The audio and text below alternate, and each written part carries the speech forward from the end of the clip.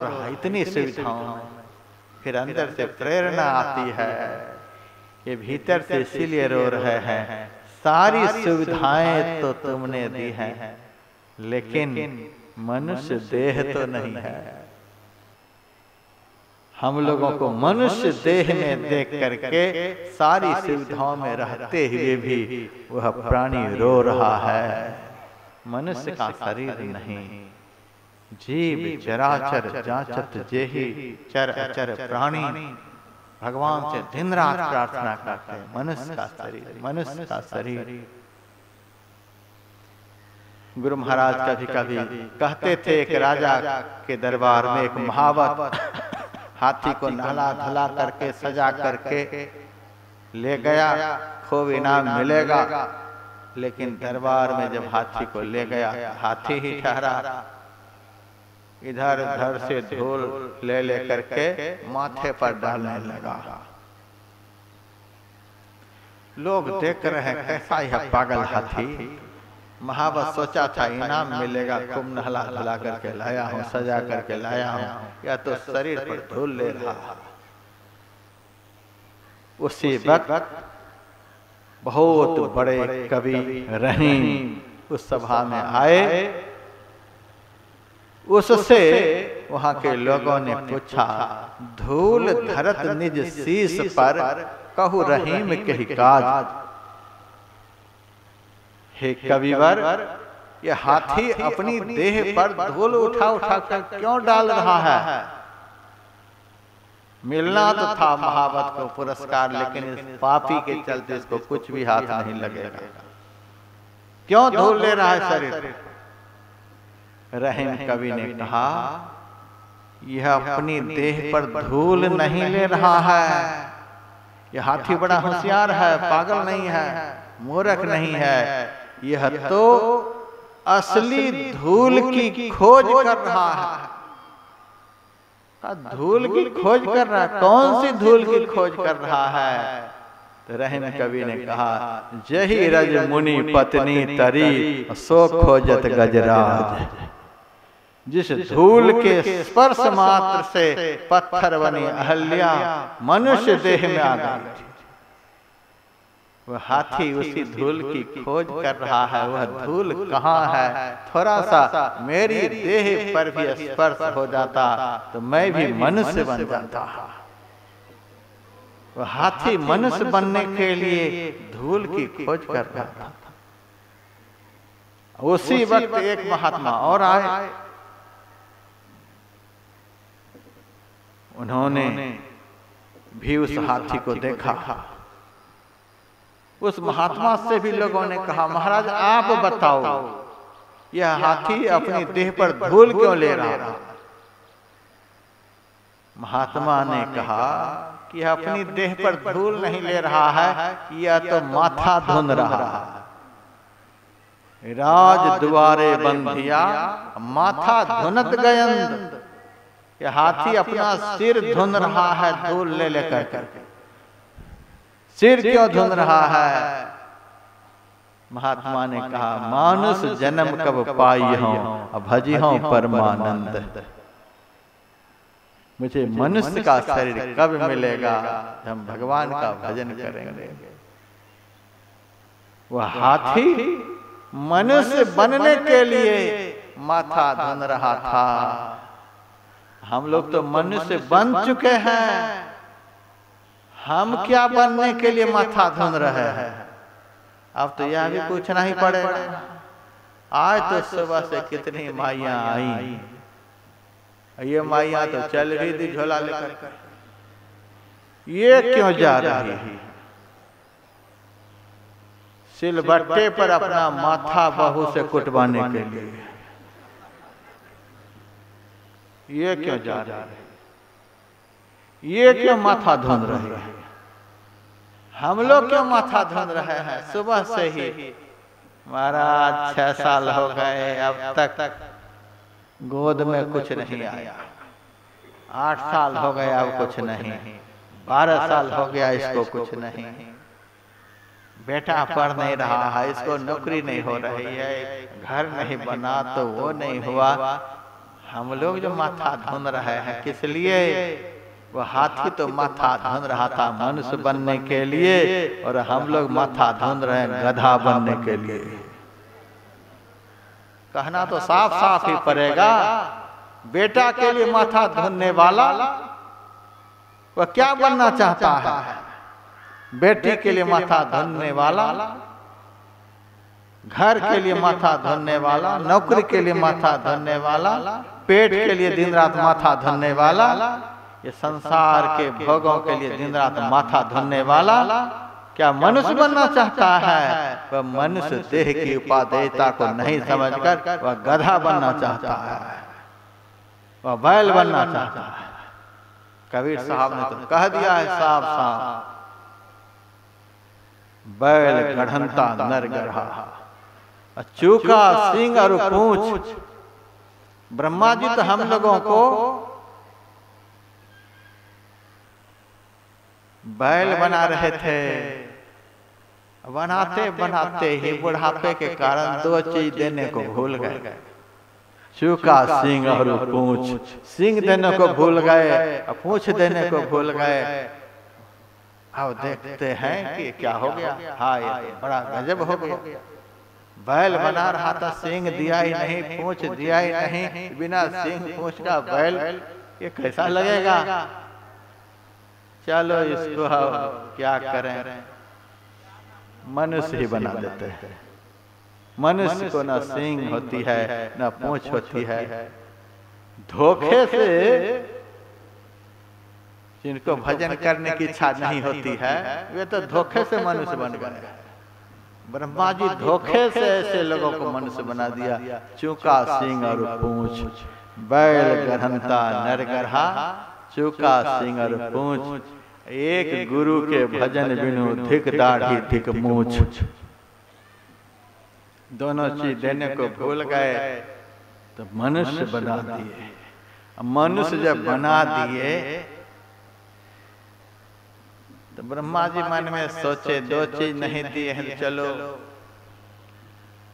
दाढ़ी और मूछ ही दे देते हैं। दो चीज छूट गई तो दो चीज जोड़ देते हैं। प्लास्टिक सर्जरी उसी दिन से चली, दाढ़ी और मूछ फिट कर दिए। मनुष्य बना दिया। मनुष्य बना करके कान में धीरे से कह दिए, बेटा बना तो रहा था तुमको बैल ही, लेकिन तू धोखे से मनुष्य बन गया है। चलो बन गया तो मनुष्य वाला काम करके भी दिखाना। मनुष्य वाला काम यदि करके नहीं दिखाएगा तो दूसरी बार हमसे भूल नहीं होगी।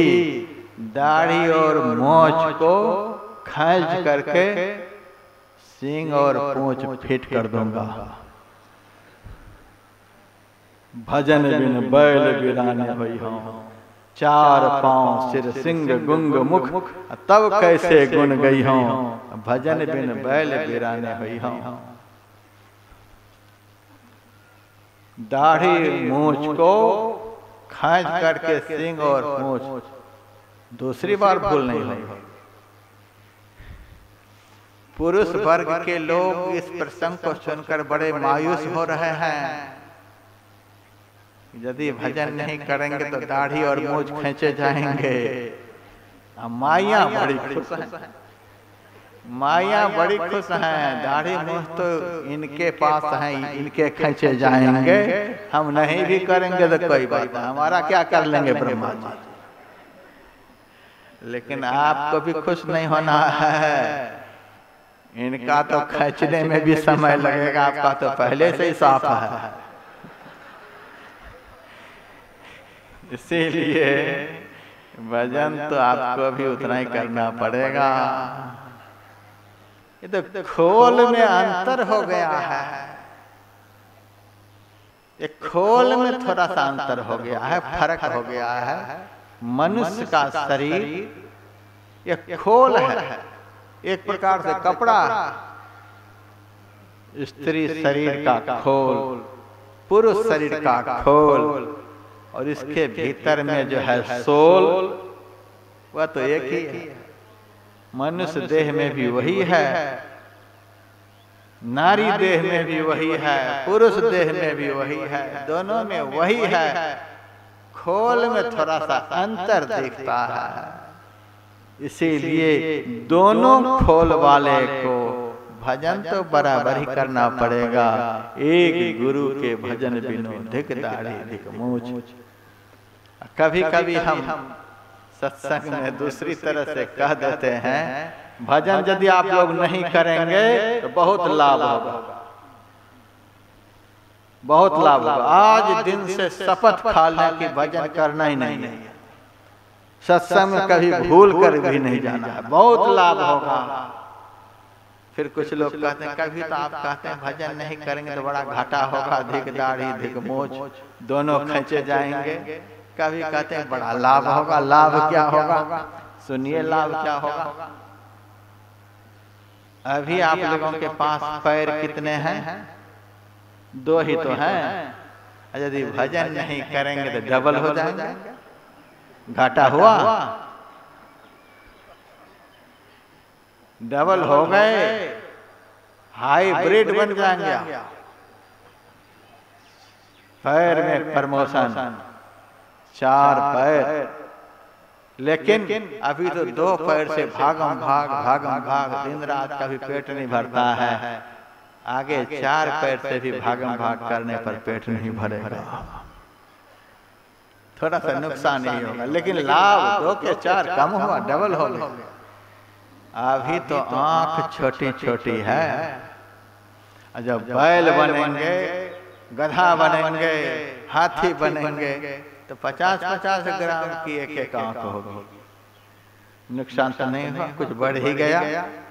अभी तो कान छोटा छोटा है, अब भजन नहीं करेंगे तो 1-1 फुट का होगा, कोई नुकसान तो नहीं है, बढ़ ही तो गया कुछ। अभी तो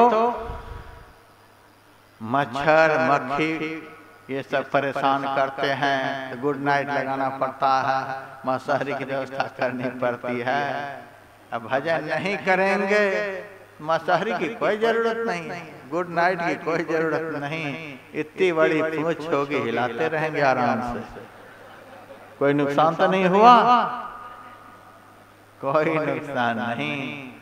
और अभी तो दुश्मनों से टक्कर लेने के लिए घर में तीर रखने होते हैं, भाले रखने होते हैं, बंदूक रखनी होती हैं, क्या क्या रखने होते हैं।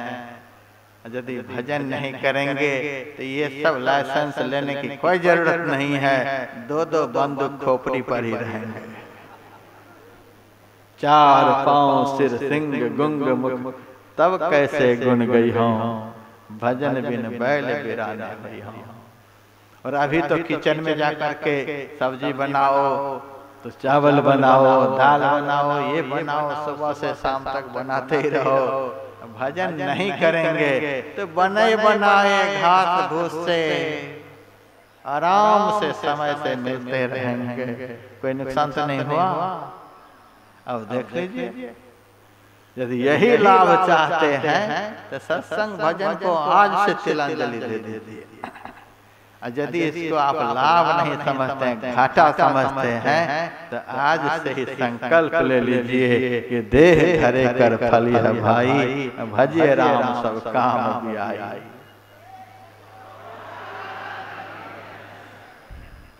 नरक स्वर्ग अपवर्ग निसेनी, ज्ञान विराग भगति शुभ देने। आहा, कैसा यह शरीर है, नरक में जाने का रास्ता।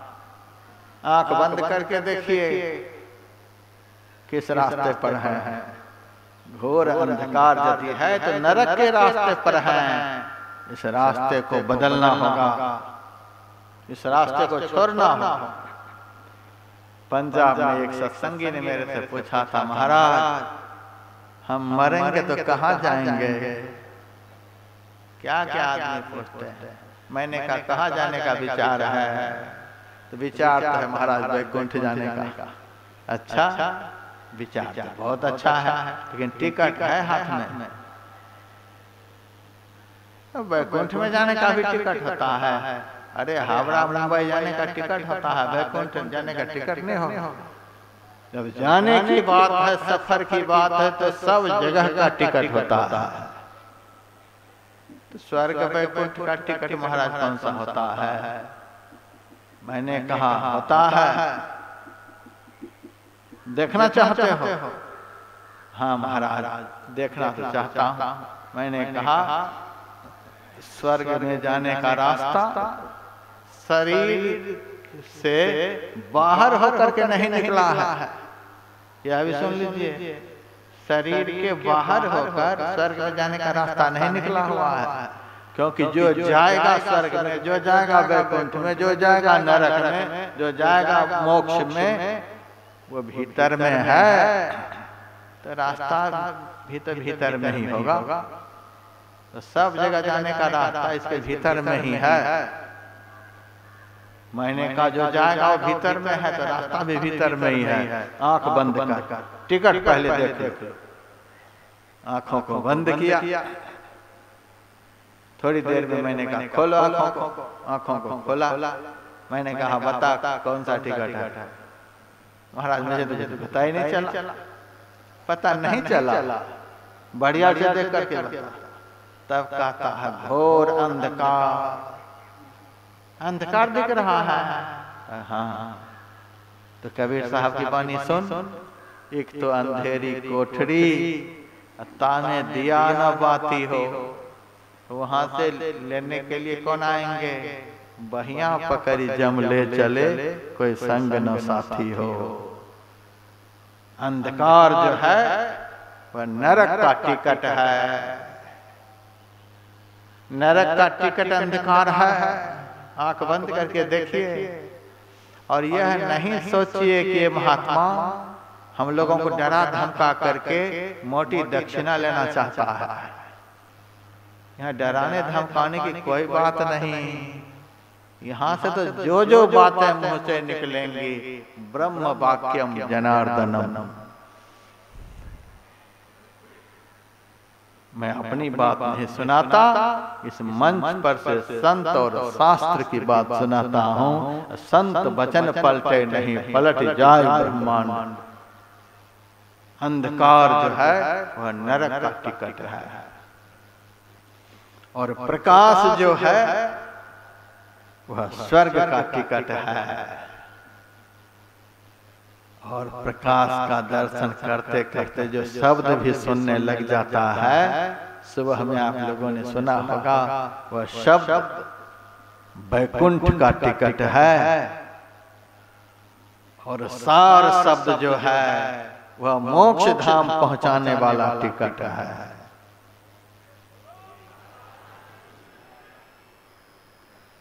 सब जगह का टिकट इसी मनुष्य शरीर से प्राप्त होता है। इसीलिए सबसे दुर्लभ मनुष्य का शरीर है। सब जगह का टिकट यहाँ से मिलेगा।